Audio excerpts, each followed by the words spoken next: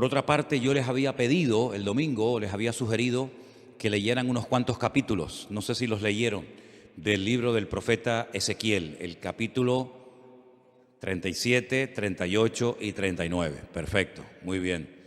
Veo que han hecho la tarea. Vamos a orar un momentito en esta tarde y presentar este estudio de la palabra del Señor en oración, pidiendo como siempre su dirección. Espero que podamos aprender con este tema de profecías. Hay que tener pues prudencia, porque aunque si bien es cierto que tenemos muchísimos detalles en la Biblia que nos informan acerca de los acontecimientos finales, hay cosas que como todavía no han sucedido, pues no podemos tal vez categóricamente afirmar que van a ser así, ¿verdad? Pero por lo menos tener una base y más o menos saber qué es lo que el Señor nos está tratando de enseñar en estos tiempos en los que estamos viviendo.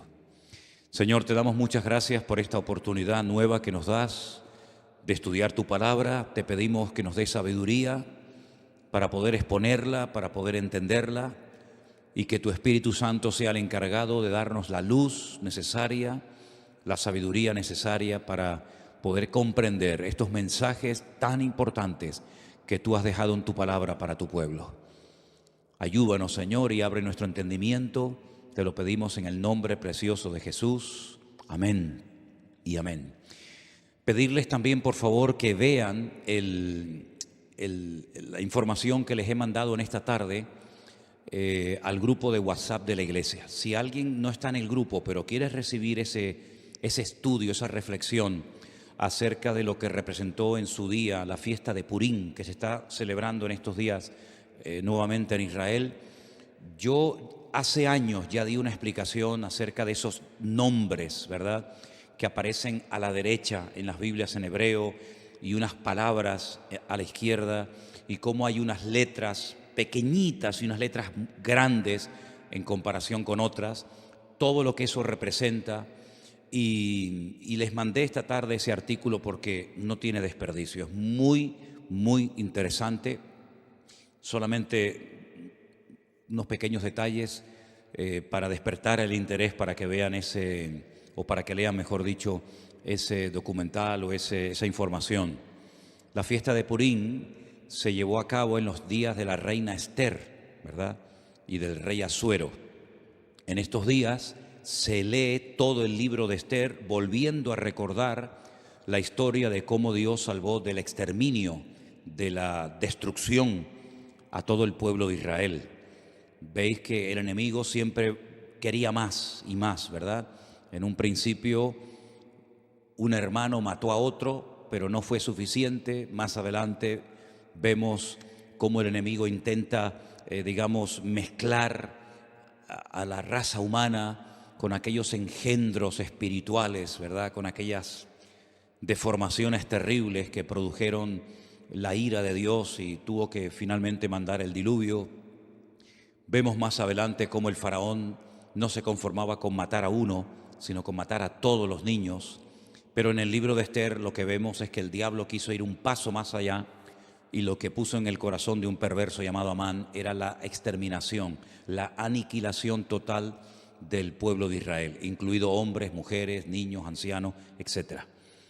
El Señor intervino de una forma milagrosa, y esa liberación, ese milagro se recuerda todos los años en una fiesta que, repito, se está celebrando en estos días y que se llama la fiesta de Purim. La palabra Purim viene de la palabra pur, que significa suerte. Purim es suertes, como se echó suerte sobre el pueblo de Israel, y el Señor, pues una vez más, protegió sobrenaturalmente a ese pueblo. Cuando se produce una matanza de los enemigos que querían destruir al pueblo de Israel, el rey Asuero, que es el marido de la reina Esther, le dice: hoy han muerto 500 hombres y los 10 hijos de Amán. ¿Tiene alguna petición más la reina? Y la reina, su esposa Esther, dice: quiero que mañana a los 10 hijos de Amán, que ya estaban muertos, los cuelguen en la horca. Y de ahí hay toda una explicación de esa palabra mañana de cómo hay momentos en la que la reina Esther dice que se dirigía al rey Asuero, incluso mencionándolo por nombre, pero hay otros momentos en los que simplemente menciona la palabra rey, dando a entender de que le hacía la petición al rey, al Señor Dios Todopoderoso. Y vemos cosas muy interesantes de cómo no hace mucho tiempo atrás ahorcaron también a otras 10 personas. Y ese artículo que les he mandado esta tarde, yo ya lo había leído hace años, lo conocía. De hecho, les expliqué el tema de los números, de las letras en el libro de Esther, pero quiero que lo lean porque es muy interesante y una vez más se demuestra la credibilidad de la Biblia. La Biblia es un libro matemáticamente perfecto que se adelanta en el espacio y en el tiempo, no solamente dándonos información de cosas que ocurrieron, sino de cosas que ocurrieron, pero que tienen un reflejo y una repercusión en el futuro. Y es muy interesante ese artículo y me gustaría de verdad que lo leyeran con detenimiento. Yo se lo mandé, ya digo, al grupo de WhatsApp, pero si alguien lo quiere tener y no está en el grupo, pues me das tu teléfono y yo te lo mando sin ningún problema, ¿de acuerdo? Nosotros nos vamos al libro de Ezequiel. Ezequiel era un sacerdote que había sido llevado cautivo a Babilonia. Ustedes saben que las tribus del norte que formaron un país y adoptaron el nombre Israel y decidieron que Siquén, la actual Nablus, fuera la capital del reino del norte, fue arrasado tiempo antes de que Nabucodonosor decidiera atacar las tribus del sur. Las tribus del sur, cuando hablo de las tribus del sur, me refiero a la pequeña tribu de Benjamín y a la tribu de Judá, que permanecieron un siglo y pico más en el territorio de Israel. También fueron sacadas de la tierra, fueron llevadas al cautiverio por Nabucodonosor 70 años y estas dos tribus después retornan. Y ese retorno, todo lo que hicieron, la reconstrucción del templo, de la ciudad, de las murallas, etcétera, pues se nos relata en el libro de Esdras y en el libro de Nehemías, que algunos creen que era un solo libro, no dos como tenemos nosotros en nuestras Biblias, el libro de Nehemías y el libro de Esther. Se creen que los dos formaban un solo tomo, un solo libro. Pero bueno, independientemente de eso, vemos que Ezequiel está en el cautiverio y él estando en Babilonia, el Señor le revela una serie de cosas acerca de su pueblo. A través de una serie de sueños, de visiones, le muestra el retorno del pueblo de Israel, cómo volverían y la ciudad de Jerusalén volvería otra vez a ser habitada, etcétera, etcétera. Pero aparte de eso, Ezequiel recibe una serie de revelaciones acerca del futuro, no para su época. Vimos el otro día, por ejemplo, el domingo, que algunas visiones, algunas profecías que recibió Daniel, las escribía, pero el Señor le decía, séllalas, porque esto no es para tu tiempo, esto es para los tiempos finales. Bueno, en cierto sentido también pasó algo parecido con Ezequiel. Ezequiel recibió profecías e información acerca de los últimos tiempos que él no vio durante su ministerio, durante su vida, el cumplimiento de estas palabras. El capítulo 38 y 39 de Ezequiel, digamos que van unidos, porque el 39 es una prolongación de lo que comienza a revelarle el Señor a Ezequiel, y el capítulo comienza diciendo así: vino palabra de Dios diciendo, hijo de hombre. Esta expresión, hijo de hombre, es la forma como el Señor se dirigía y llamaba siempre al profeta Ezequiel. Pon tu rostro contra Gog, en tierra de Magog, príncipe soberano de Mesec y Tubal, y profetiza contra él. Vamos a ir haciendo pausas según vayamos leyendo, porque hay algunas cosas que tengo que ir diciendo por el camino para que entendamos ciertas y determinadas cosas. Estos nombres que aparecen aquí, Mesec y Tubal, ustedes los van a encontrar en el primer libro de la Biblia. No es la primera vez que aparecen, ni mucho menos. Concretamente en Génesis capítulo 10, versículo 2, nos dice que Mesec y Tubal eran hijos de Jafet. ¿Quién era Jafet? Uno de los 3 hijos de Noé. Noé tuvo a Sem, Can y Jafet. Bueno, pues Jafet tuvo una serie de hijos y uno se llamó Mesec y otro se llamó Tubal. Eran nietos, en este caso serían nietos del patriarca o del personaje de Noé. Es muy interesante ver cómo los hijos de Noé, Sem, Can y Jafet, se fueron por diferentes partes del mundo, ¿verdad? Y conquistaron territorios y tierras. Y bueno, vemos que los europeos tienen un origen, los africanos tienen otro, y cada nación pues tiene un origen diferente, ¿verdad? Y todo procede de los 3 hijos de Noé, Sem, Can y Jafet. Los cananeos, que son los descendientes de Can, nieto de Noé, pues se fueron a lo que conocemos hoy en día como Israel, ¿verdad? Y allí ese país se llamaba en el principio Canaán. Y el Señor sacó a su pueblo de la esclavitud en Egipto para llevarlos a Canaán, donde vivían los cananeos. Y los cananeos, ese país estaba habitado por una serie de países, de reinos, de naciones. La mayoría de ellos los conocemos por nombre.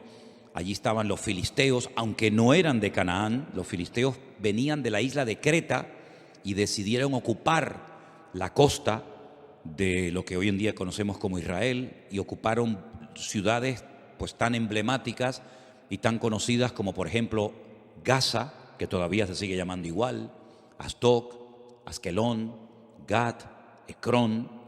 Los filisteos, digamos, que vivían en la costa. Los jebuseos eran los que vivían en el monte Moriah, los que vivían en lo que sería Jerusalén.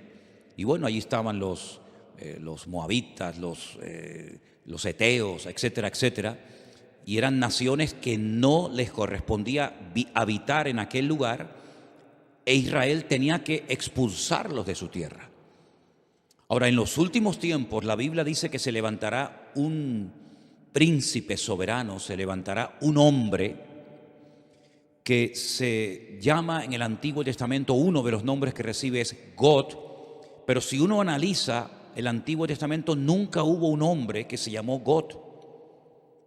God es simplemente un nombre que se le da a un personaje político que en los últimos tiempos decidirá unilateralmente, aunque realmente detrás de todo esto, por supuesto, siempre está la mano de Dios, atacar al pueblo de Israel desde el norte.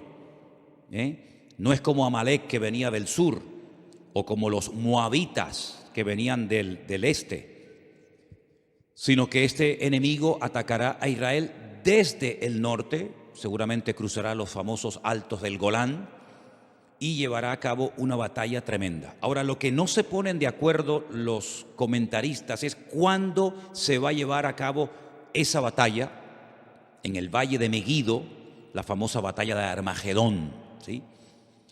Algunos dicen que esa batalla se va a llevar a cabo antes de la venida del Señor Jesucristo. Pero también el libro del Apocalipsis, y después lo vamos a ver, nos dice que después del milenio, God se va a volver a levantar y va a intentar otra vez hacer la guerra contra el pueblo de Dios. Entonces, algunos dicen que es una guerra que se va a llevar a cabo antes y después. Otros dicen que solamente antes, otros dicen que solamente después. En fin, hay diferentes opiniones. Pero vamos a seguir leyendo. Este personaje, que la Biblia en esta ocasión lo llama God, que es el príncipe de estas tierras que ocuparon los nietos de Noé, llamados Mesec y Tubal, dice el Señor: yo estoy contra ti, oh God, príncipe soberano de Mesec y Tubal. Te quebrantaré y pondré garfios en tus quijadas, y te sacaré a ti y a todo tu ejército, caballos, jinetes y todo, de todo en todo, equipados, gran multitud con paveses y escudos, teniendo todos ellos espadas. Y ahora menciona a 3 naciones: Persia, Cus y Fut, con ellos, todos ellos con escudo y yelmo. Gomer y todas sus tropas, la casa de Togarma, de los confines del norte y todas sus tropas, muchos pueblos contigo. Es decir, Gog, digamos que es el líder, el representante, el que aglutina a un montón de naciones que lo van a apoyar con el objetivo de subir y atacar al pueblo de Israel. Ahora, estas naciones que se mencionan en el versículo 5, Persia, Cus y Fut, ustedes tienen que saber de quiénes se trata, para que sepan qué naciones en los últimos tiempos se van a juntar a estos ejércitos, ¿verdad?, internacionales, con el objetivo de atacar al pueblo de Israel. En cierto sentido es como una especie de confederación, es un montón de naciones que se juntan. No es la primera vez que muchas naciones se juntan para atacar a un enemigo en común.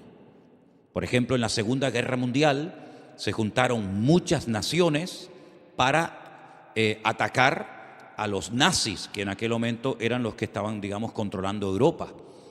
Durante la famosa Guerra de los 6 días y otras guerras que se han llevado a cabo en este último periodo en Israel, ha habido muchas naciones árabes que se unieron para pelear contra Israel. No es nada nuevo, ¿verdad?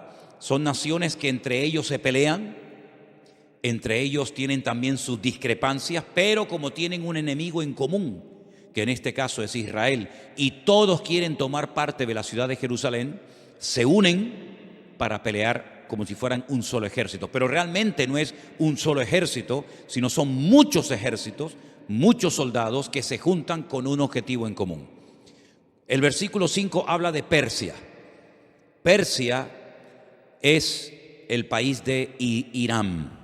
Ustedes saben que hasta el otro día a Irán se le conocía como Persia.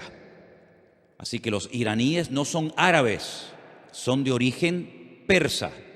Así que Irán, qué curioso, ¿no? Se está hablando últimamente mucho acerca de este país.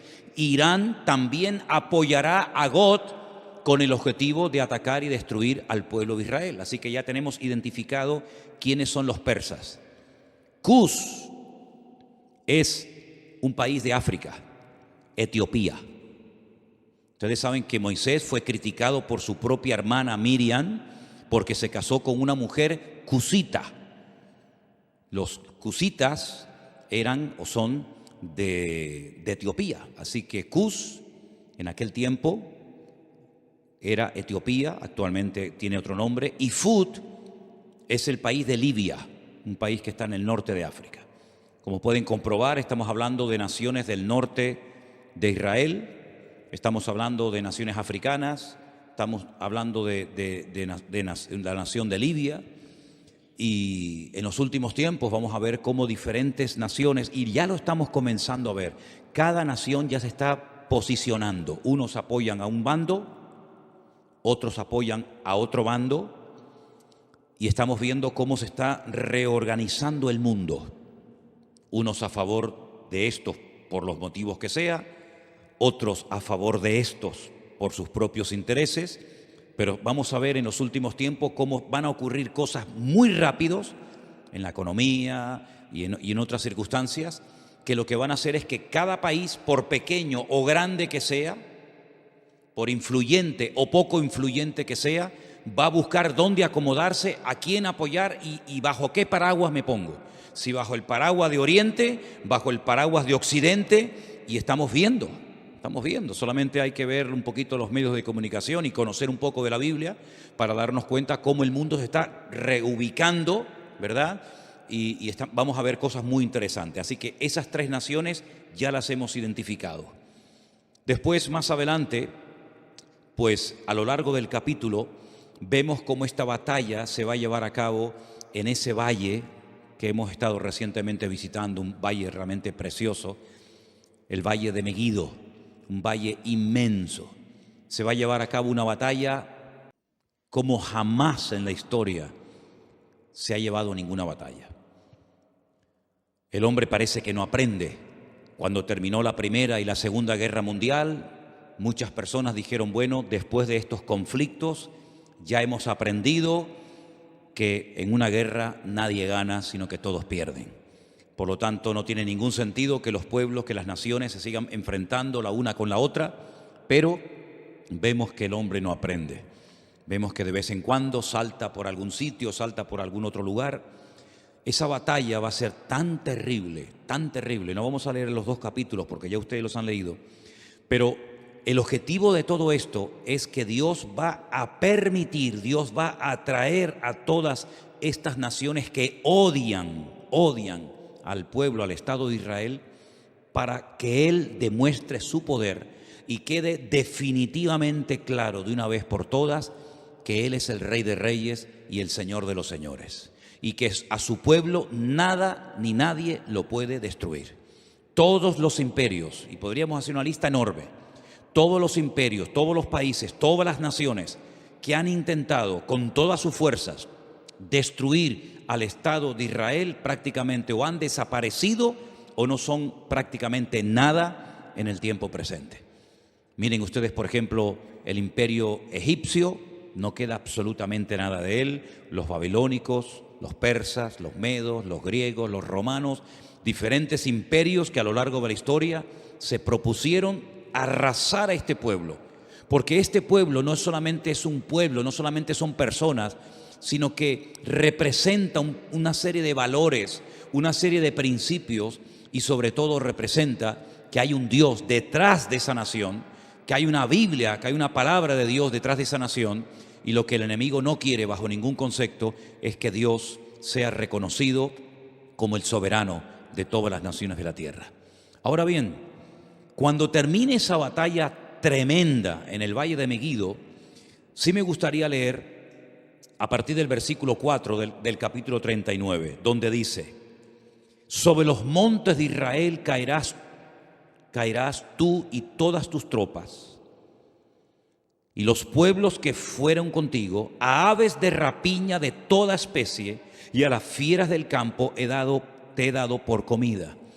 Es muy interesante, cuando estuvimos recientemente ahora hace unas semanas en Israel, que la ruta migratoria más importante de aves en Europa pasa por el Valle de Megiddo. El año pasado pasaron 2 billones con B, 2 billones de aves migratorias por el Valle del Jordán, cruzando todo el Valle de Megiddo y viniendo cigüeñas, águilas y un montón de aves a Europa y al norte de África, huyendo del frío en las rutas migratorias. Hay un ave de rapiña que son los milanos, que parece como si fuera un águila, que tienen la cola como en forma de horquilla, que en España estaba prácticamente extinguido. Nosotros hemos visto a centenares y a centenares de milanos, que son como un aguilucho grande, revoloteando en el Valle del Jordán hasta hace unas semanas atrás. Es muy interesante ver cómo las aves de rapiña, que tienen su ruta migratoria por ese valle, dice que son llamadas para que coman las carnes de reyes, de príncipes, de soldados, de generales, de comandantes que van a intervenir en ese campo de batalla. Es realmente interesante. Sobre la faz del campo caerás, verso 5, porque yo he hablado, dice Jehová el Señor. Enviaré fuego sobre Magog y sobre los que moran con seguridad en las costas, y sabrán que yo soy el eterno Dios.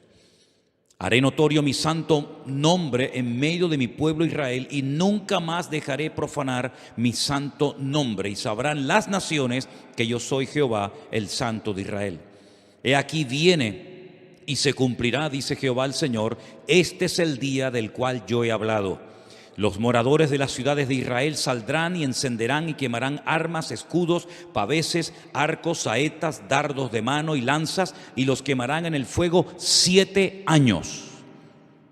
Armamento que traerán esas naciones servirá de combustible durante 7 años después de que finalice la guerra. No traerán leña del campo ni cortarán de los árboles, sino quemarán las armas al fuego y despojarán a sus despojadores y robarán a los que les robaron, dice Jehová el Señor. En aquel tiempo yo daré a Gog lugar para sepultura allí en Israel. Es allí donde va a ser sepultado, donde va a ser enterrado este personaje, en el valle de los que pasan al oriente del mar. y obstruirá el paso a los transeúntes, pues allí enterrarán a Gog y a toda su multitud y lo llamarán el valle de Amón Gog, que significa la multitud de Gog. Aquí habla de multitud, no especifica el número de esa multitud, pero el Apocalipsis sí nos da ese dato. Porque nosotros no solamente tenemos el Antiguo Testamento para saber las cosas que van a ocurrir, por dónde van a atacar, cuántos van a atacar, cuánto tiempo estarán enterrando cadáveres, etcétera, etcétera, sino que además tenemos la información tremenda del Nuevo Testamento, sobre todo las cartas de Pablo a los tesalonicenses, las cartas de Pedro, parte también de la epístola cortita de Judas y sobre todo el libro del Apocalipsis, donde nos da una información de millones y millones de soldados, 200 millones de soldados que subirán por toda esa cordillera, por esos valles, en dirección a Jerusalén. Pero allí muere este hombre, este personaje, y la casa de Israel los estará enterrando por 7 meses para limpiar la tierra. 7 meses, todos los días enterrando muertos. Hermano, estamos hablando de multitudes, de millones de personas. ¿Cuánto se tarda en enterrar a la gente? Con una pala mecánica haces una zanja enorme y comienzas a echar cadáveres dentro. Pues 7 meses enterrando todos los días muertos. Y los enterrará todo el pueblo de la tierra. Y será para ellos célebre el día en el que yo sea glorificado, dice Jehová el Señor. Y tomarán hombres a jornal que vayan por el país con los que viajen para enterrar a los que queden sobre la faz de la tierra, a fin de limpiarla. Al cabo de 7 meses harán el reconocimiento.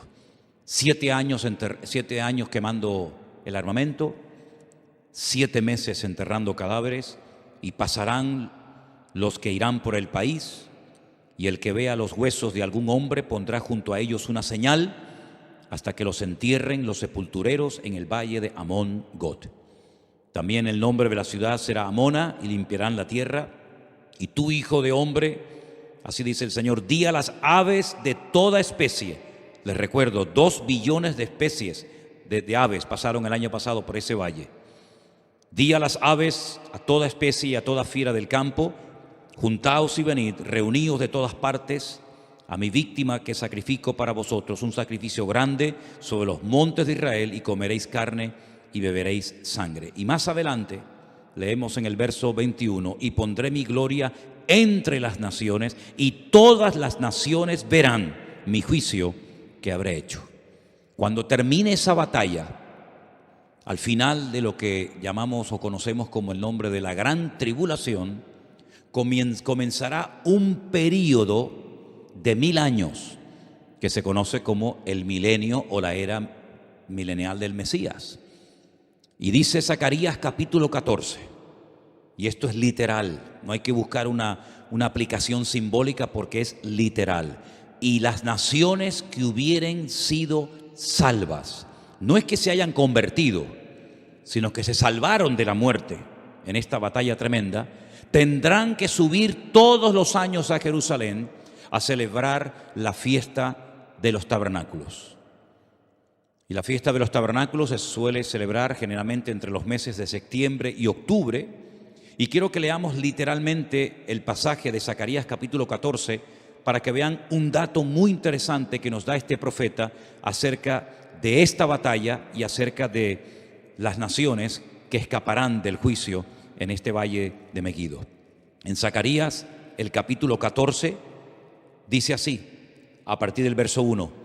He aquí, el día del Señor viene, y en medio de ti serán repartidos tus despojos. Está hablando de la misma batalla, está hablando del mismo tiempo, del mismo acontecimiento, pero 2 profetas diferentes.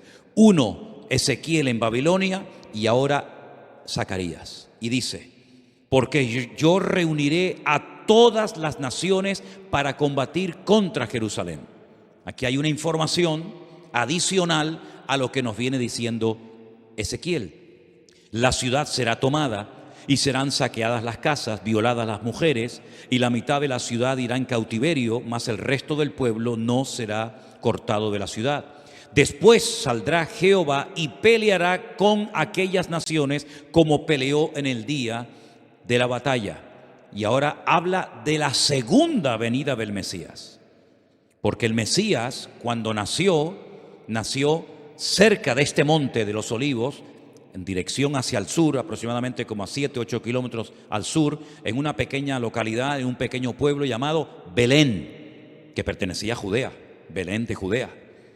Pero cuando dice aquí que se afirmarán en aquel día sus pies sobre el monte de los Olivos, aquí podemos ver que el Antiguo Testamento nos habla de su nacimiento en Belén de Judea y de su retorno, su segunda venida, poniendo los pies sobre el monte de los Olivos. Amén, hermanos, ¿lo ven claramente? Nace en Belén, retorna en el monte de los Olivos. Para que algunos digan que la Biblia no habla de dos venidas, sino solamente de una. No, habla de dos venidas. Una que ya se produjo cuando nace en Belén de Judea y otra cuando se afirman sus pies en aquel día sobre el monte de los Olivos que está enfrente de Jerusalén, al oriente, al este, y el monte de los Olivos se partirá por en medio hacia el oriente y hacia el occidente, haciendo un valle muy grande, y la mitad del monte se apartará hacia el norte y la otra mitad hacia el sur. Es decir, si se parte el valle y parte se va hacia el este, parte hacia el oeste y luego se ensancha, se separa el norte y el sur, quiere decir que en esa parte en la que hemos estado muchísimas veces se va a hacer un valle gigantesco, un valle enorme.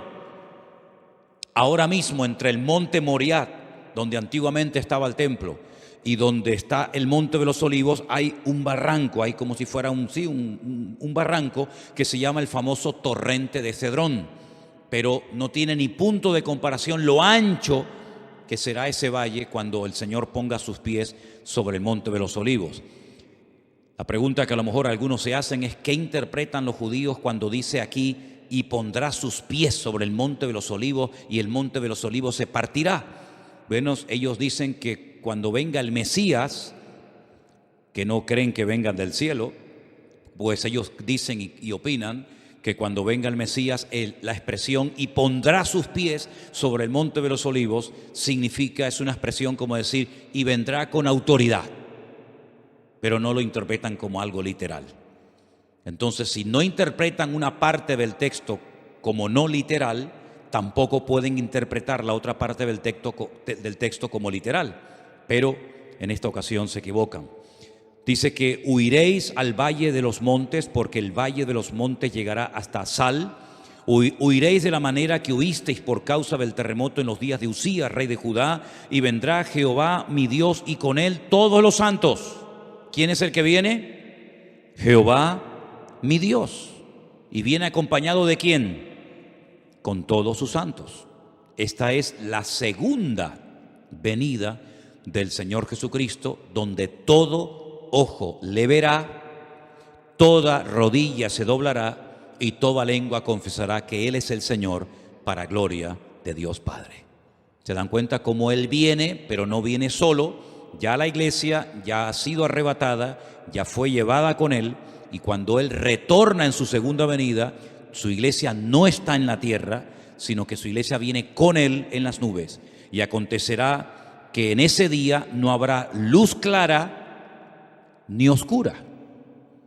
Acontecerá que no habrá luz clara ni oscura. Qué cosa tan rara, ¿verdad? Será un día el cual es conocido de Jehová, del Señor, que no será ni de día ni de noche. No nos hacemos ni la más remota idea cómo puede ser, porque en nuestra mente no cabe, o es de día o es de noche. Pero dice, no va a ser ni de día ni de noche. ¿Y cómo será ese día? Solamente Él lo conoce. Pero sucederá que al caer la tarde habrá luz. Al caer la tarde, cuando se oculta el sol, es cuando ya se hace la noche. Pero aquí es al revés. Cuando llega la tarde es cuando hay luz. Qué cosas tan interesantes, qué cambios, ¿no? Qué cambios tan tremendos va a haber. Acontecerá también en aquel día que saldrán de Jerusalén aguas vivas como ríos. ¿Saben que hay un barrio en Jerusalén por el cual hemos caminado muchísimas veces, que es el barrio de las 100 puertas el barrio de los ultraortodoxos judíos, el barrio de Mea Sharim, las 100 puertas, que han descubierto que por debajo de ese barrio corren ríos de agua tremendos, como aguas subterráneas. Tal vez cuando se produzca ese terremoto tremendo al poner sus pies sobre el Monte de los Olivos, esas aguas broten, salgan hacia arriba, y dicen que la mitad de esas aguas irán hacia el mar oriental y la otra mitad hacia el mar occidental en verano y en invierno. Israel es el único país que tiene 4 mares, 2 internos y 2 externos. Tiene un mar que realmente es un lago, pero lo llaman el lago o el mar de Genesaret al norte. Más hacia el sur está el mar Muerto, que es mucho más grande que el mar de Galilea.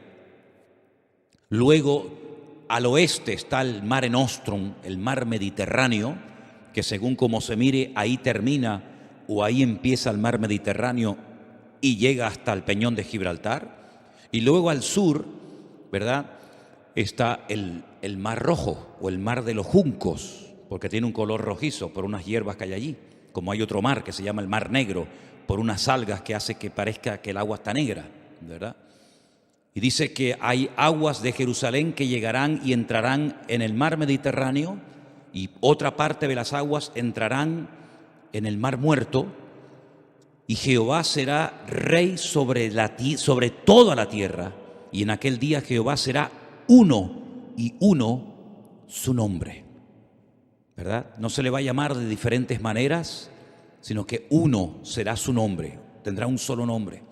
Y toda la tierra se volverá como llanura desde Jeba hasta Rimón, al sur de Jerusalén, y ésta será enaltecida y habitada en su lugar desde la puerta de Benjamín hasta el lugar de la puerta primera, hasta la puerta del ángulo, y desde la torre de Anael hasta los lagares del rey. Y morarán en ella, y no habrá nunca más maldición, sino que Jerusalén será habitada confiadamente. No estamos haciendo referencia a la nueva Jerusalén, que es la que Juan recibe en revelación y que nos cuenta cómo es en el capítulo 21 y el capítulo 22 del libro del Apocalipsis. Esta no es la nueva Jerusalén, esta es la Jerusalén renovada, transformada, pero terrenal, ¿verdad?, en la cual Cristo, con todo su pueblo, sus hijos, estará reinando durante 1000 años. Pero no es la nueva Jerusalén de las calles de oro, las puertas de perla, etc.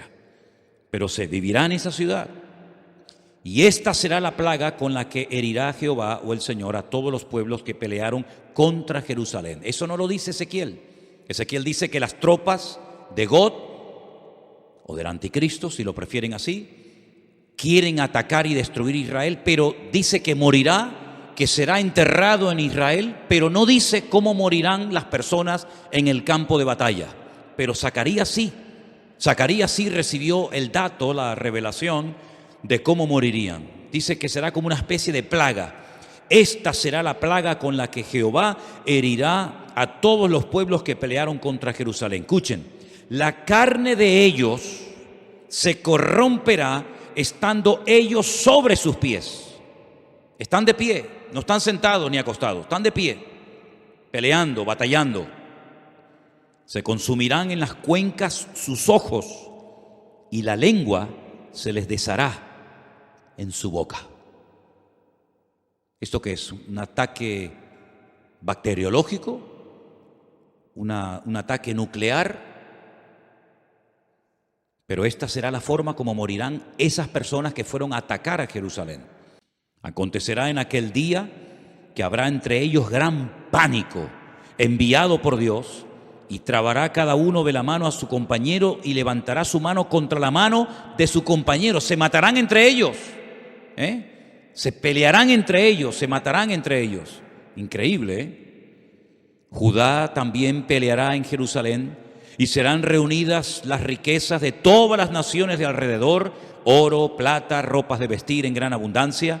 Así también será la plaga de los caballos, de los mulos, de los camellos, de los asnos y de todas las bestias que estuvieren en aquellos campamentos. todos los que sobrevivieren de las naciones que vinieron contra Jerusalén, aquí hay un dato muy importante, subirán de año en año para adorar al Rey, a Jehová de los ejércitos, a celebrar la fiesta de los tabernáculos. Todos los años tendrán que subir. ¿Por qué la fiesta de los tabernáculos y no otra fiesta? Porque las 3 fiestas de obligatorio cumplimiento que recibió el pueblo de Israel, que son Pascua, Pentecostés o Shavuot y la fiesta de los tabernáculos, las 2 primeras ya tuvieron un cumplimiento profético en la vida del Señor Jesucristo. Dice Pablo, Él es nuestra Pascua. Jesús fue sacrificado, fue crucificado, murió en la fiesta de Pascua. El cordero que se mataba, al cual no se le podía partir ningún hueso en la fiesta de la Pascua, tipifica, representa al Cordero de Dios que quita el pecado del mundo, que es nuestro Señor Jesucristo. La fiesta de las semanas, o Shavuot, o Pentecostés, como la conocemos nosotros, ya tuvo su cumplimiento profético. Fue el día que el Señor decidió derramar de su Espíritu Santo sobre las 120 personas que estaban en aquel aposento, en aquella casa, y comenzaron a hablar en otras lenguas y comenzaron a evangelizar a miles de personas que se convirtieron en aquel día. Pero la fiesta de los tabernáculos no ha tenido un cumplimiento profético en Cristo. Pero dice en el libro del Apocalipsis que cuando Él venga, Él pondrá su tabernáculo entre los hombres. Y su tabernáculo, su suká, es nada más y nada menos que su misma presencia.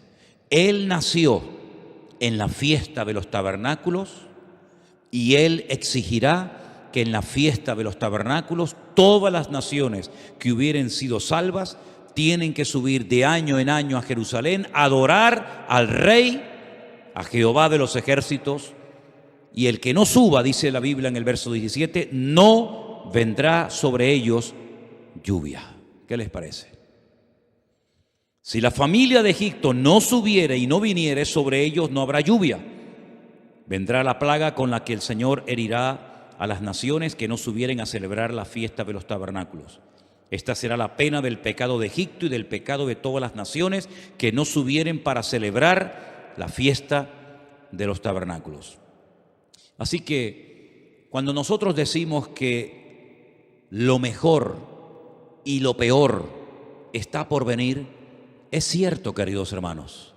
Cosas tremendas que hemos leído en esta noche, por lo menos en parte, y otras que no hemos leído, tienen que suceder en algún momento. ¿Quién nos iba a decir a nosotros que íbamos a ser protagonistas de ciertas y determinadas cosas que ya han visto y están viendo nuestros ojos cada día? Yo les recuerdo que hace 2 años, solamente 2 años, no se hubiera podido celebrar aquí este culto, porque estábamos todos confinados, encerrados en nuestras casas. Y esa experiencia, que para algunos era una locura y un disparate, que todas las naciones de la tierra, que todos los cristianos del mundo, que todas las iglesias, igual da de la denominación a la que sean, tendrían que cerrar las puertas durante algunas semanas o meses, ya en nosotros es un hecho que ya sabemos que pasó, porque también lo vivimos en carne propia. ¿Y quién nos iba a decir a nosotros lo que estamos viendo en televisión en estos días? ¿Verdad? Parece como decir, ¿pero qué es lo que ha pasado?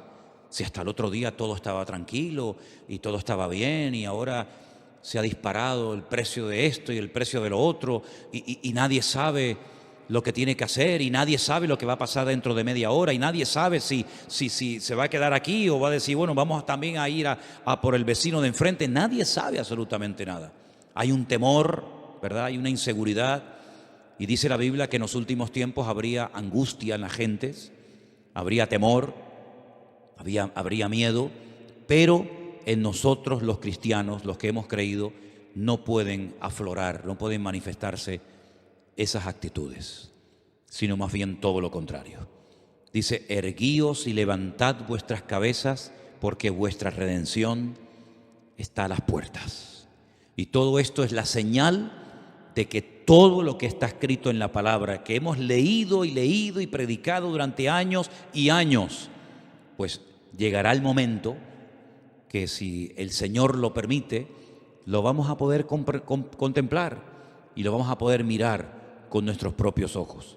¿Cuál debería ser entonces la postura de nosotros hoy en día ante lo que está ocurriendo y lo que va a venir, que es muchísimo peor que lo que estamos comenzando a ver? Bueno, pues yo quisiera recordarles que en esta mañana, no sé si lo vieron, en el devocional yo leía una porción que Pablo escribió a los hermanos de la iglesia de los Filipenses, y quiero volver a leer el pasaje que yo en esta mañana les leía, porque aquí encontramos instrucciones acerca de cómo tenemos que comportarnos y actuar en este tiempo final.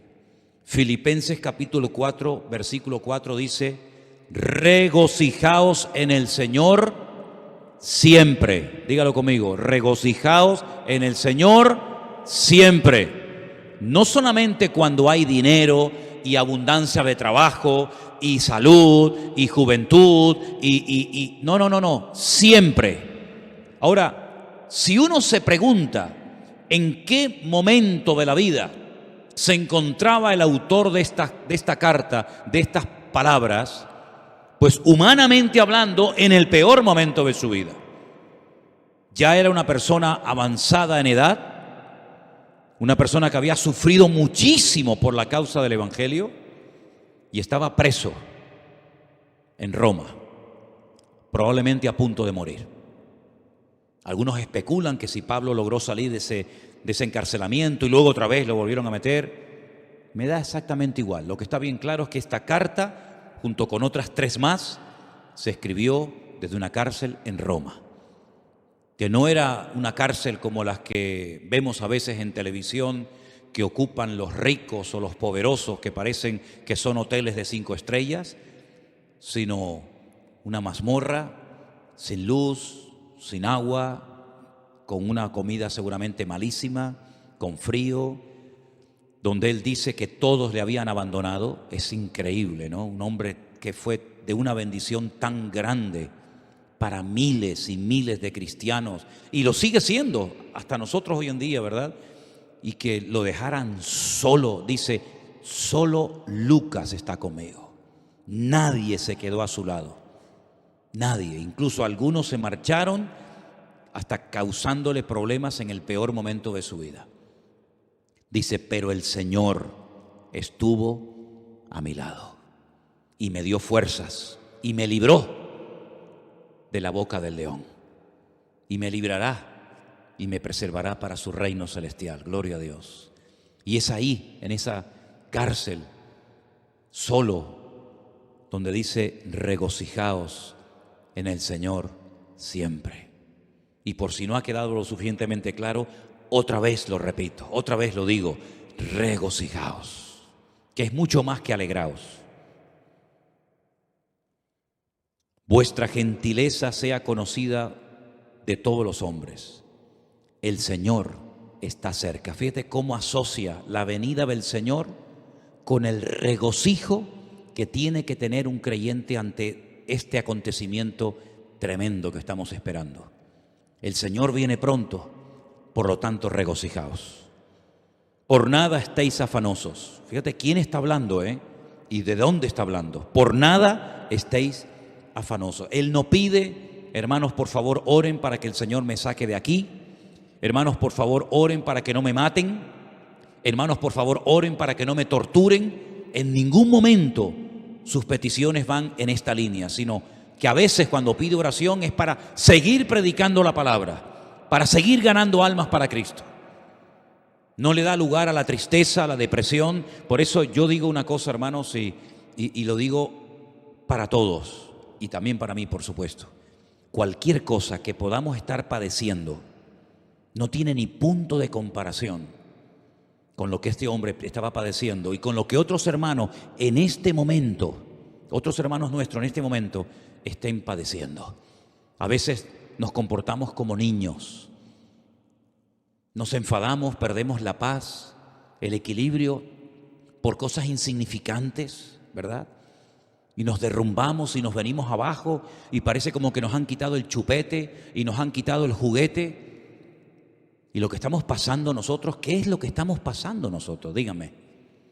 Veía unas imágenes tremendas de una chica joven en este país que está pasando este conflicto, a punto de parir, a punto de dar a luz. Yo decía, Dios mío, una chica joven a punto de parir, que sabe que si sale a la calle probablemente no regrese o no pueda llegar al hospital a tiempo. ¿Qué es lo que estamos pasando nosotros, hermanos? Nada, absolutamente nada. Y aún así, a veces nos quejamos. Y la Biblia dice, por nada estéis afanosos, sino sean conocidas vuestras peticiones delante de Dios, en toda oración, ruego, pero con acción de gracias, siempre con las gracias por delante. Y la paz de Dios, que sobrepasa todo entendimiento, guardará vuestros corazones y vuestros pensamientos en Cristo Jesús. Qué tremendo, ¿no? Qué tremendo, qué palabras de aliento, qué palabras de ánimo. Y después dice, por lo demás, hermanos, si esto no les llega, por si acaso esto se les queda corto, y dice, bueno, está bien, pero hay más. Todo lo que es verdadero, todo lo honesto, todo lo justo, todo lo puro, todo lo amable, todo lo que es de buen nombre, si hay virtud alguna, si algo digno de alabanza, en esto pensad.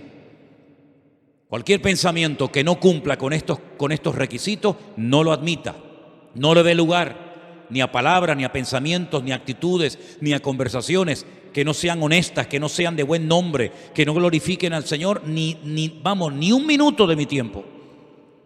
Y termina diciendo, y lo que aprendisteis, y recibisteis, y oísteis, y visteis en mí, esto haced, y el Dios de paz estará con vosotros. La paz del creyente en este tiempo tiene que estar por encima de cualquier circunstancia, por encima de cualquier mala noticia, por encima de cualquier prueba. La paz del Señor guardará nuestros corazones y pensamientos en Cristo Jesús, Señor nuestro. ¿Cuántos dicen amén? No permitas que nada ni nadie te robe la paz de tu corazón. Si ves que la estás perdiendo, la paz, a lo mejor es que estás oyendo y viendo demasiado lo que no tienes que ver ni oír tanto. Y te hace falta más Biblia, porque cuando falta paz es porque falta Biblia en tu corazón. Pero cuando hay abundancia de palabra, cuando hay abundancia de presencia del Señor y de su palabra en nuestras vidas, no hay lugar a la angustia, al desánimo, a la depresión. ¿Por qué? Porque yo sé en quién he creído. Y mi confianza está puesta 100% en el Señor. Y yo sé que me puedo regocijar y puedo tener paz y puedo dar gracia y puedo darle ánimo a los que están desesperados, porque dicen que las consultas a los psiquiatras, a los psicólogos han aumentado porque la gente está como en un bucle y no saben cómo salir. Antes era la pandemia, ahora es no sé qué y mañana será no sé cuánto, y siempre parece que salimos de una desgracia para meternos en otra. El mundo va así. Pero sin embargo nosotros los cristianos podemos cada mañana levantarnos y decir, Señor, es verdad, no tengo tanto dinero como tenía tiempo atrás, no tengo tal vez el trabajo que me gustaría tener, no tengo esto, no tengo lo otro, pero te tengo a ti. Y teniéndote a ti, lo tengo todo, porque el Señor es mi pastor y nada me faltará. ¿Cuántos dicen amén? Cierra tus ojos en esta tarde, ahí donde estás. Repito, no permitas que nada ni nadie te robe la paz de tu corazón. Al Señor le costó la vida derramar su sangre en una cruz para que tú y yo hoy en el siglo XXI, con la que está cayendo, pudiéramos vivir en paz permanentemente. Y te doy gracias, Señor, porque tú nos das la paz no como el mundo la da, sino que la paz tuya es la verdadera, la auténtica, la genuina, la que anhela nuestra alma. Y en esta tarde, Señor, te damos gracias porque tú nos informas, tú nos adviertes, tú nos hablas claramente acerca de los acontecimientos finales, pero también nos enseñas y nos dices cómo tenemos que comportarnos en estos tiempos difíciles. para que marquemos una diferencia y le demostremos al mundo que no te tiene que se puede tener paz en medio de la tormenta. Y podemos confiar en nuestro Dios, porque sabemos que todo esto es el cumplimiento de lo que los santos varones y profetas de Dios hablaron hace años, hace siglos. Señor, manténnos firmes en tu palabra, sin retroceder, sin tambalearnos, cada día más firmes, más seguros, sabiendo que tú estás con nosotros y que nada ni nadie nos podrá separar de tu presencia. Gracias te doy, Señor, en esta tarde por tu preciosa y bendita palabra. La atesoramos, la guardamos en nuestros corazones y te daremos a ti siempre toda la gloria y la honra. En el nombre de Jesús. Amén.